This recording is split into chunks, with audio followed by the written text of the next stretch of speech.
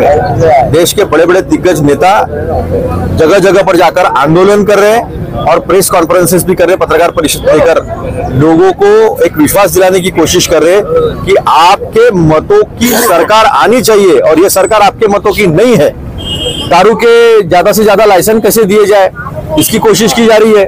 अजीत पवार जी ने एक कमेटी का गठन किया है कि किस तरह से सरकार का राजस्व बढ़ाया जाए।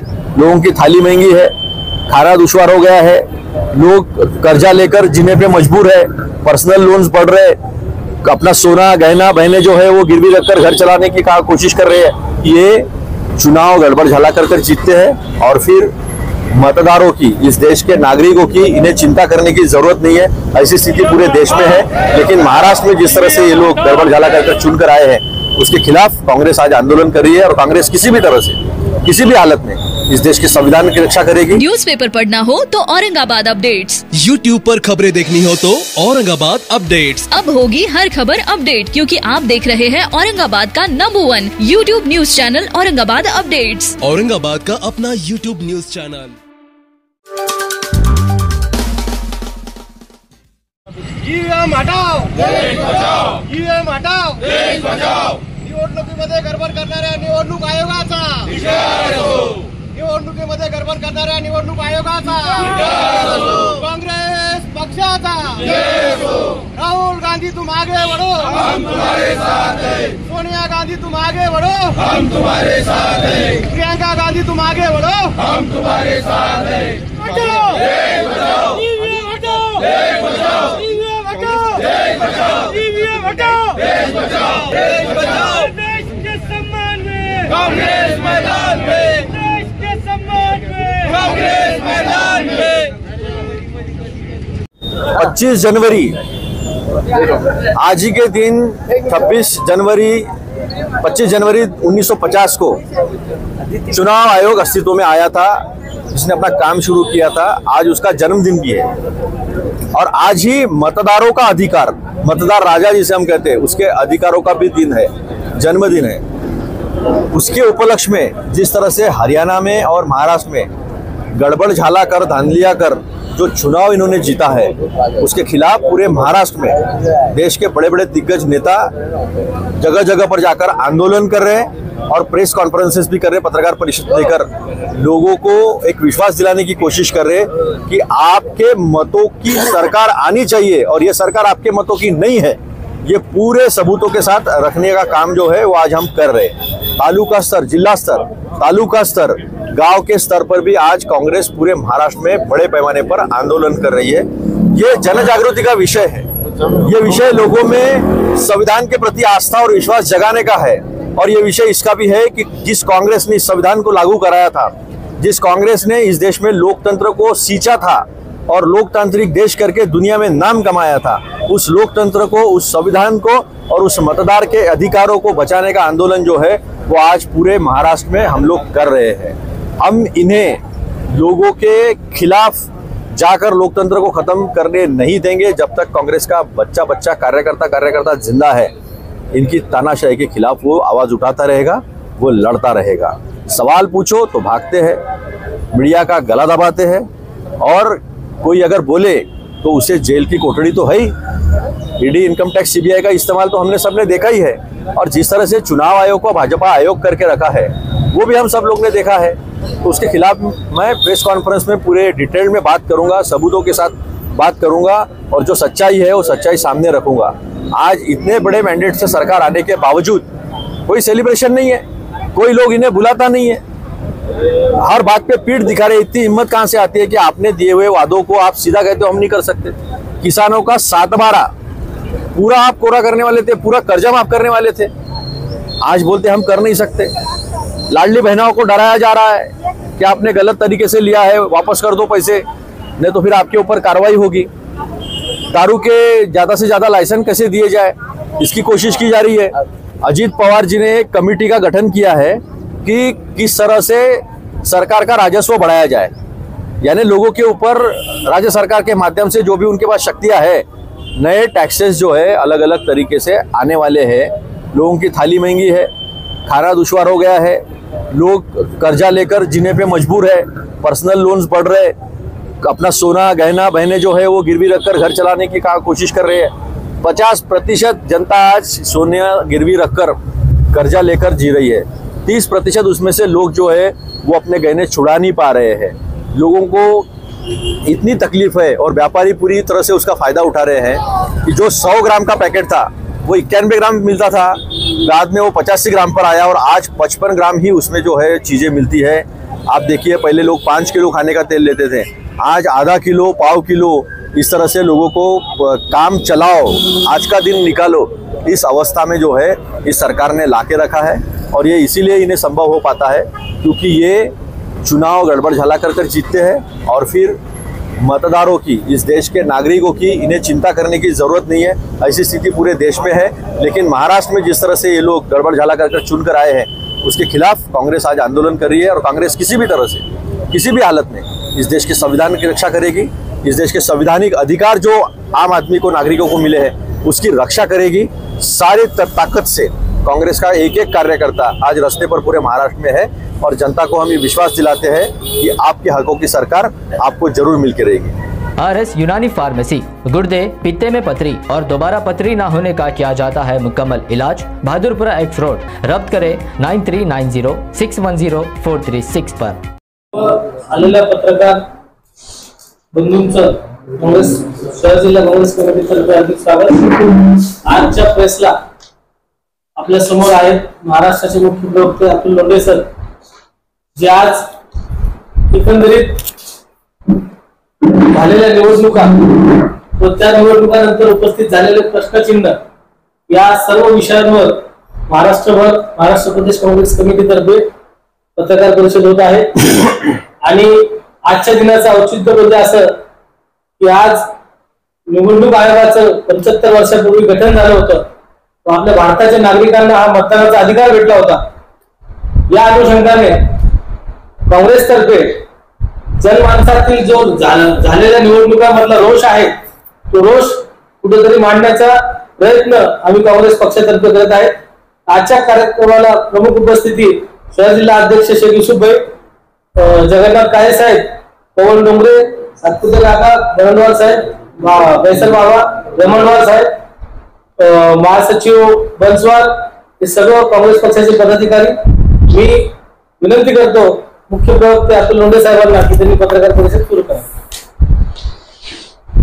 सर्व पत्रकार बांधवांना छत्रपती संभाजीनगरच्या खूप खूप नमस्कार। आज माझ्यासोबत उपस्थित जिल्हाध्यक्ष सन्मान्य शेख युसुफजी, जगन्नाथ काळेजी, माझे सहकारी पवन डोंगरेजी, विशालजी आणि उपस्थित सर्व काँग्रेसचे पदाधिकारी। आज आपल्या इलेक्शन कमिशन ऑफ इंडिया निवडणूक आयोगाचा वाढदिवस आहे। 25 जानेवारी 1950 रोजी आपला निवडणूक आयोग अस्तित्वात आला होता आणि आज मतदार दिवस सुद्धा आहे। पण हा दिवस हरियाणा आणि महाराष्ट्र काँग्रेस, हरियाणा आणि महाराष्ट्र राज्य या दोन राज्यांसाठी मात्र सुखदायक नाही, दुःखदायक आहे। आज हा दिवस आपण साजरा करत असताना, मतदार दिनाच्या मतदारांना शुभेच्छा देत असताना मनात एक प्रश्न उपस्थित होतो की ज्या महाराष्ट्राच्या मतदारांनी मतदान केलं तेच सरकार अस्तित्वात आलं का, असं प्रश्नचिन्ह जे आहे ते मतदारांच्या मनामध्ये उपस्थित आहे, विरोधी पक्षाच्या लोकांमध्ये उपस्थित आहे आणि जे निवडून आले त्यांना स्वतःला सुद्धा आश्चर्य आहे की आपण कसं निवडून आलो। जनमानसात काम नाही, जनमानसांचे मुद्दे उचललेले नाही, लोकसभेमध्ये दारुण पराभव झालेला, शेतकरी देशोधडीला लागलेला 900 शेतकरी मागच्या काही काळामध्ये मराठवाड्यामध्ये आत्महत्या झालेल्या आहे, मोठ्या प्रमाणावर बेरोजगारी आहे, स्पर्धा परीक्षा होत नाहीत, सरकारी नोकऱ्या भरल्या जात नाहीत आणि परीक्षा आली तर पेपर लीक होतो, कंत्राटी पद्धतीने नोकऱ्या भरण्याचा दिलेलं वचन जे होतं की आम्ही कंत्राटी पद्धतीने नोकऱ्या भरणार नाही, पण कंत्राटी पद्धतीने नोकऱ्या भरण्याचा कार्यक्रम जो आहे तो हे सरकारचा सुरू आहे। तहसीलदारासारखं एवढं महत्वाचं संविधानिक पद त्याला सुद्धा कंत्राटी पद्धतीने भरण्याचा प्रयत्न जो आहे तो या सरकारने केला होता। तशी ऍड जळगावमध्ये आपण पाहिली होती। ते एवढं खोटं बोलणारं प्रत्येक फ्रंटवर शेतकरी असेल, महिला सुरक्षा असेल, काल आपण इतका ब्रुटल बलात्कार मुंबईतला पाहिलेला आहे. कोणत्याच फ्रंटवर जनसामान्याचा प्रश्न उचलून या सरकारने मागच्या 2.5 वर्षात आणि त्याच्या पूर्वीच्या 5 वर्षात काही केलं आहे असं नसताना एक समाज दुसऱ्या समाजासमोर उभं करणे, अधर्म करणे एवढं त्या सरकारने केलं. एवढं मोठं मॅन्डेट भेटल्यानंतर जनमानसामधून त्यांना जो काही प्रतिसाद मिळाला नाही, कुठल्याही पद्धतीचा स्वागत उत्साह कुठंच काही नव्हतं, याच्यावरून स्पष्टपणे जे आहे त्या गोष्टी समोर आल्या. आम्ही निवडणूक आयोगाकडे या संदर्भामध्ये काही प्रश्न विचारले तर निवडणूक आयोग शेरोशायरी करतो. निवडणूक आयोगाला जेव्हा आम्ही मेमोरंडम दिलं, मी स्वतः कंट्रोल रूमचा चेअरमन होतो, आम्ही त्यांच्याकडे मेमोरंडम दिला, आमच्या मागण्या ठेवल्या, तर त्यांनी 3 डिसेंबरला आमचं डेलिगेशन बोलवलं. आम्ही गेलो असता त्यांनी आमच्या प्रश्नाचे उत्तर न देता सगळं व्यवस्थित आहे, मोहम आणि कुठेही काही गडबड झालेली नाही आहे आणि शेरोशायरी करून त्या मीटिंगमध्ये आम्हाला कुठलेही उत्तर दिलं नाही. नंतर केवळ एवढं सांगितलं की सगळं व्यवस्थित आहे. मग तुम्ही आमच्या प्रश्नाचे उत्तर का देत नाही? 5 वाजता नंतर 76 लाखाचं मतदान कसं झालं हा प्रश्न आम्ही त्यांना विचारला.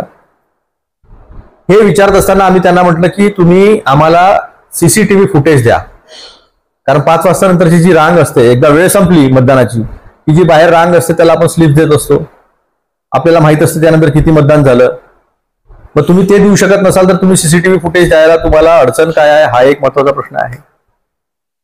दुसरा महत्वाचा प्रश्न आहे की 5 वर्ष 2019 ते 2024 लोकसभेपर्यंत जेवढे मतदार नाही वाढले तेवढे मतदार 1 जून 2024 लोकसभेची निवडणूक झाल्यापासून सप्टेंबर महिन्यापर्यंत 50 लाख मतदार कसे वाढले? म्हणजे 5 वर्षात जे वाढत नाही ते 5 महिन्यात वाढतात का? बरं, म्हटलं मग आम्हाला त्याचे काही तुम्ही पुरावे द्या.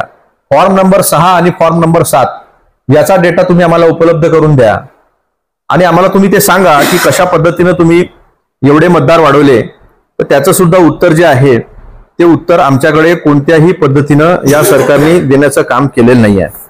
सगळ्यात महत्वाचं म्हणजे हा डेटा जो काढलेला आहे हा डेटा बिलकुल व्हॅलिड आहे. इलेक्शन कमिशनच्या वेबसाईटवरचेच डेटा आहे हा सगळा. आता त्यांनी फॉर्म नंबर 20 हा अपलोड करत नाही. आपला C17 जो फॉर्म असतो त्या C17 फॉर्म प्रमाणे फॉर्म नंबर 20 हे अपलोड बूथ वाईज अपलोड करावा लागतो, तो त्यांनी बंद केला आहे. आता डायरेक्ट विधानसभा वाईज अपलोड करून ठेवायचं, म्हणजे कोणत्या बूथवर किती मतदान झालं हे तुम्हाला कळलं नाही पाहिजे. अशा पद्धतीचं चोरीचं काम जे आहे ते करून राहिले. आपण चंदीगडमध्ये पाहिलं, ते बॅलेटवर असल्यामुळे ते पकडण्यात आलं. जे मसीनी केलं, इनव्हॅलिड वोट स्वतःच्या हाताने करण्याचा प्रयत्न केला, ते आपण पाहिलेलं आहे. आपण हे पण पाहिलेलं आहे की इलेक्शन कमिशन चे जे मुख्य निवडणूक आयुक्त असतात त्या मुख्य निवडणूक आयुक्ताची नेमणूक करण्याची जी समिती आहे त्या समितीमध्ये सन्माननीय प्रधानमंत्री, विरोधी पक्षनेते आणि देशाच्या सर्वोच्च न्यायालयाचे मुख्य न्यायाधीश ही ती कमिटी असते.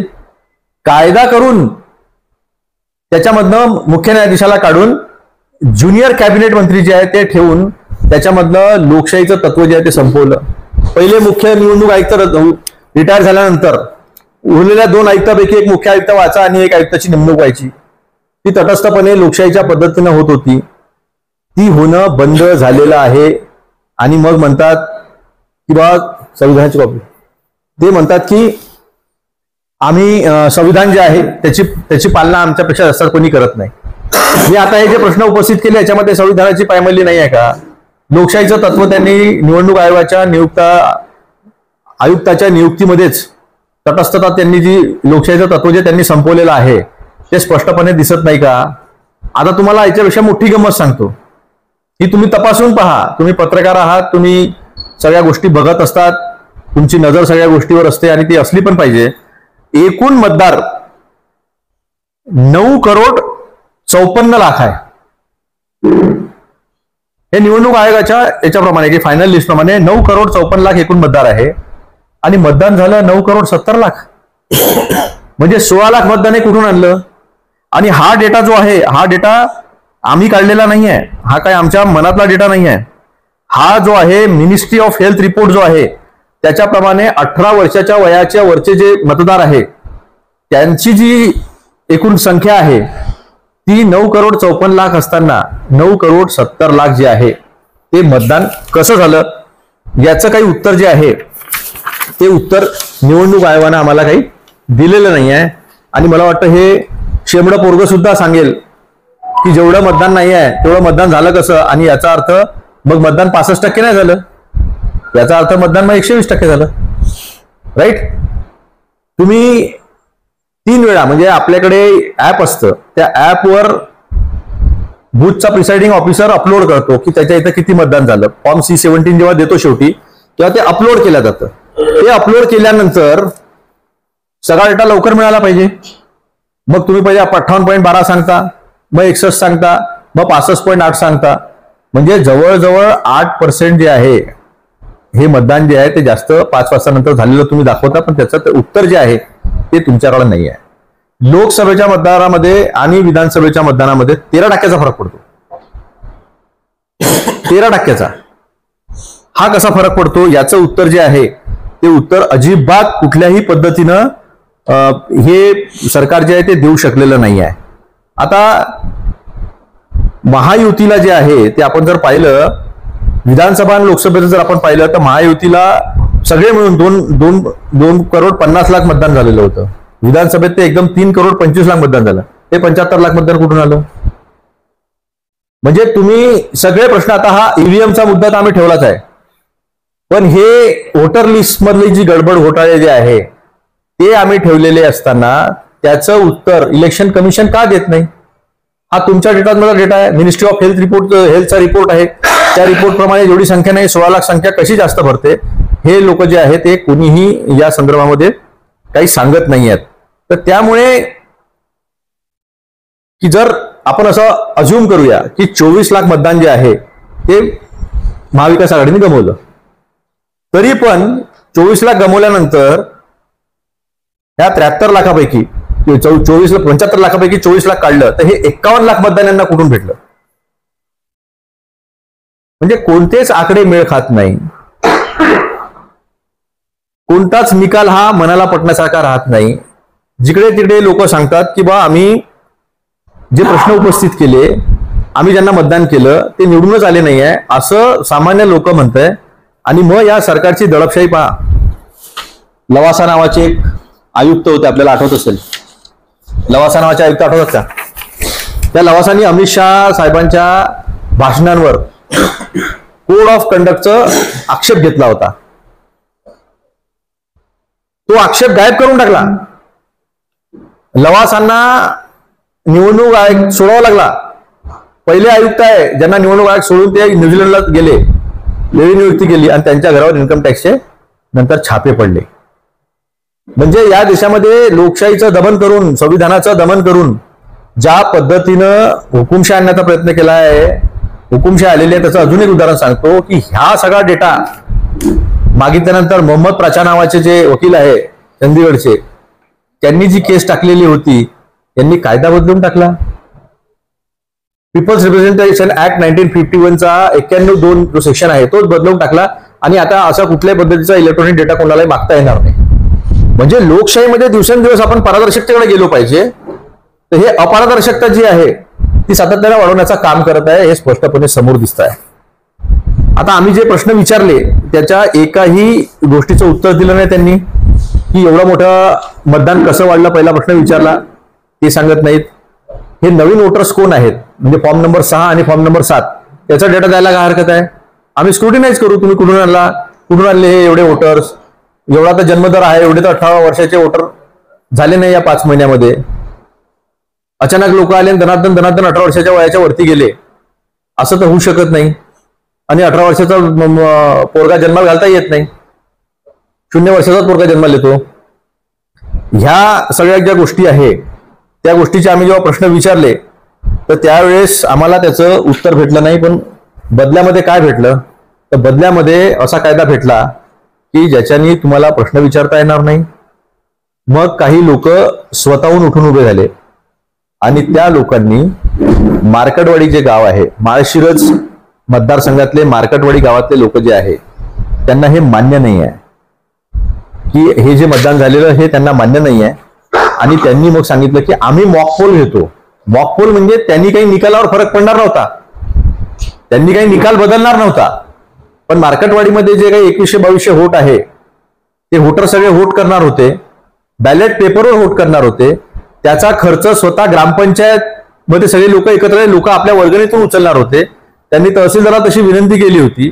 प्रशासनाने नाकारल्यानंतर त्यांनी स्वतःच ती यंत्रणा उभी केली आणि ती यंत्रणा उभी केली असताना जसं जालियनवाला बागमध्ये सभेच्या पहिले ज्या पद्धतीने जनरल डायरची आर्मी उभी होती तशी जनरल अमित शहाची आर्मी, जनरल फडणवीस जे आहे त्या जनरल फडणवीसांची आर्मी जी आहे ती तिथे उभी होती आणि त्यांनी त्या लोकांना धमक्या दिल्या की तुम्ही एक जरी व्यक्ती वोट टाकायला गेला तर आम्ही तुम्हा सगळ्यांना उचलून जेलमध्ये टाकू. म्हणजे इंग्रजांचे हस्तक जे आहे ते इंग्रजांचे हस्तक बरोबर इंग्रजांसारखं वागत आहे. दुसरा जालियनवाला बाग होता मार्केटवाडीत राहिला आणि आज उत्तम जानकर जे आहे ते रामलीला मैदानावर उपोषणाला बसले आहे. जिंकून आलेले आहे, 1 लाख मतांनी जिंकून आलं पाहिजे त्यांचं असं मत होतं, पेक्षा जास्त, पण ते केवळ 13,000 निवडून आले. ते राजीनामा देऊन बॅलेट पेपरवर तुम्ही निवडणुका घ्या अशा पद्धतीची मागणी करत आहेत. मग तुम्हाला जर असं वाटतं की तुम्ही खूप चांगलं काम केलेलं आहे, तुम्ही खूप चांगल्या पद्धतीने निवडणुका जिंका, लोक तुमच्यावर खूप खुश आहे, तुम्ही निवडून आल्यावर खूप जल्लोष झाले रस्त्यावर, असं काही चित्र होतं का? असं अजिबात चित्र नव्हतं. मग तुम्हाला जर असा विश्वास वाटतो की तुमच्या कामामुळे तुम्ही निवडून येता तर मग बॅलेट पेपरवर निवडणुका घ्यायला तुम्ही का घाबरता? हेच या देशाचे प्रधानमंत्री पहिले सांगत होते की खूप शिक्षित देशामध्ये सुद्धा बॅलेट पेपरवर निवडणुका होतात आणि आपल्या देशामध्ये अनेक अशिक्षित लोक आहेत तरी पण आपण ईव्हीएम वापरतो, हे म्हणणारे मोदी आहेत. आणि आज त्यांनी पाठ दाखवलेली आहे कारण की त्याचा ते चुकीचा वापर करत आहेत. जी ECIL नावाची कंपनी आहे, electronic corporation of India limited, जी ईव्हीएम मशीन बनवते, त्याच्यामध्ये 4 डायरेक्टर हे बीजेपीचे पदाधिकारी आहेत. 4 डायरेक्टर. मग या निवडणूक आयोगाला स्वतंत्र निवडणूक आयोग म्हणता येईल का? त्या घटनेने ऑटोनॉमी दिलेली आहे, जशी आपल्या न्यायालयाला ऑटोनॉमी आहे. या देशाने न्यायालयातले 4 चीफ जस्टिस, 4 जस्टिसेस सर्वोच्च न्यायालयाचे, आमच्या याच्यात हस्तक्षेप होतो सरकारी म्हणून त्यांनी पत्रकार परिषद 70 वर्षात पहिल्यांदा घेतली. आणि आता हे सगळे निवडणूक आयोग, निवडणूक समिती कशी त्यांनी बदलवली, कसं त्यांनी सर्वोच्च न्यायालयाच्या मुख्य न्यायाधीशांना काढलं, लवासाचं प्रकरण मी तुम्हाला सांगितलं, चंदीगडचं प्रकरण मी तुम्हाला सांगितलं आणि हे महाराष्ट्राचं हरियाणाचं प्रकरण पण तुमच्या समोर पुराव्यानिशी ठेवलेलं आहे. माझी विनंती आहे की आपल्या माध्यमातून संपूर्ण महाराष्ट्राला ही गोष्ट माहीत होऊ द्या. हे सत्य आपण आपल्या वृत्तपत्रांमधून, आपल्या चॅनल्सवरून लोकांपर्यंत दाखवा, हे तुमचं कर्तव्य आहे. आपण 4था स्तंभ आहात आणि आता लोकांचा विश्वास तुमच्यावर आहे. त्याच्यामुळे माझी विनंती आहे की आम्ही ज्या ज्या गोष्टी आपल्या समोर ठेवल्या त्या प्रकर्षाने आपण जनतेपुढे मांडणार. गुर्दे और पित्ते की पथरी के मरीजों के लिए खुशखबरी। R&S फार्मा पेश करते हैं बेहतरीन इलाज डॉक्टर सादिया और डॉक्टर नसरीन की निगरानी में। पत्थर दोबारा जल्दी ना होने का मुकम्मल इलाज, no operation, no side effect, खानदानी सिलसिला है जारी। पत्थर घुलकर साफ और दवा पर कोई परहेजी की पाबंदी भी नहीं, होम डिलीवरी भी अवेलेबल है। मज़ीद तफसीलात के लिए रब्त करें R&S pharma, opposite Canara bank, Bahadurpura, Hyderabad 9390610436 या 9703939436 पर कांटेक्ट करें। इरकान की दवा भी फ्री दी जा रही है।